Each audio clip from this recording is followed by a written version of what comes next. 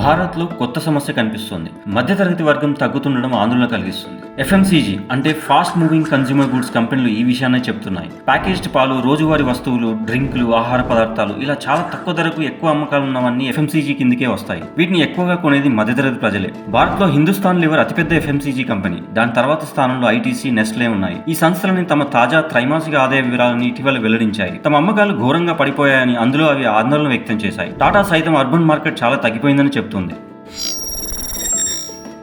ఇక్కడ గమనించాల్సింది ఏంటంటే కేవలం ఎఫ్ఎంసీజీ మాత్రమే కాదు, ఆటోమొబైల్ రంగం కూడా కుదేలైంది. అమ్మకాలు క్షీణించాయి. ఈ ఏడాది సెప్టెంబర్లో కార్ల అమ్మకాలు వరుసగా 3 నెలల తగ్గుదలే నమోదు చేశాయి. జూలైలో 2.5%, ఆగస్టులో 1.8%, సెప్టెంబర్లో 0.5% అమ్మకాలు పడిపోయాయి. సెప్టెంబర్ పండుగ సీజన్ అయినా సేల్స్ పెరగకపోవడం ఆందోళనకు దారితీస్తుంది. నిజంగానే మధ్యతరగతి క్షీణిస్తుందా? ఈ ప్రశ్నకు జవాబు తెలుసుకునే ముందు మధ్యతరగతి ప్రజలంటే ఎవరో తెలుసుకోవాలి.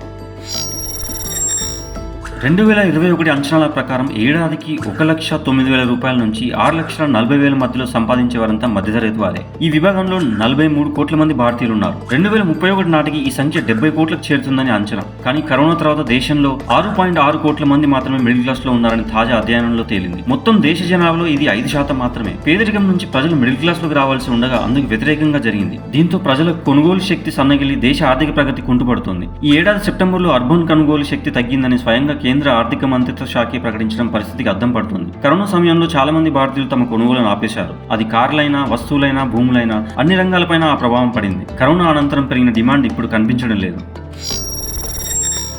ఇక దేశంలో కాస్ట్ ఆఫ్ లివింగ్ బాగా పెరిగిందనేది మరో ఆందోళన. మాంద్యం భయాలతో అమెరికా ఫెడరల్ బ్యాంక్ తమ వడ్డీ రేట్లను కట్ చేయడం ప్రారంభించింది. భారత రిజర్వ్ బ్యాంక్ మాత్రం ఆ బాటలో వెళ్లట్లేదు. రేట్లు కట్ చేస్తే మరో దఫా మాంద్యం వస్తుందేమోనన్న ఆందోళన ఆర్బీఐకి ఉంది. వడ్డీ రేట్లు తగ్గించి అలాంటి రిస్క్ తీసుకోలేమని చెప్తోంది. ఇక ఆర్థిక నిపుణులు అంచనా వేస్తున్న మరో కారణం, దేశ ప్రజలు స్వేచ్ఛగా తిరిగేందుకు ఇష్టపడుతున్నారు, కానీ ఎఫ్ఎంసీజీ ఉత్పత్తులను మాత్రం కొనడం లేదు. ఇది కూడా కొనుగోలుపై ప్రభావం చూపి ఉండొచ్చు అంటున్నారు. ఆర్థిక నిపుణులు కంగారు పడుతున్న ప్రభుత్వం మాత్రం ధైర్యంగానే ఉంది. ఇప్పుడే కంగారు పడాల్సిన అవసరం లేదని అంటుంది. కొనుగోలు మళ్లీ పుంజుకుంటాయని ఆశాభావం వ్యక్తం చేస్తుంది. సర్కారు ఈ విధంగా మార్కెట్లో డిమాండ్ లేదన్న విషయాన్ని అంగీకరించడం మంచి విషయమే. దీనివల్ల ప్రభుత్వానికి లోపం ఎక్కడుందో తెలుసని, త్వరగానే సరిదిద్దుతుందన్న ధీమా ఉంటుందని ఆర్థికవేత్తలు అంటున్నారు.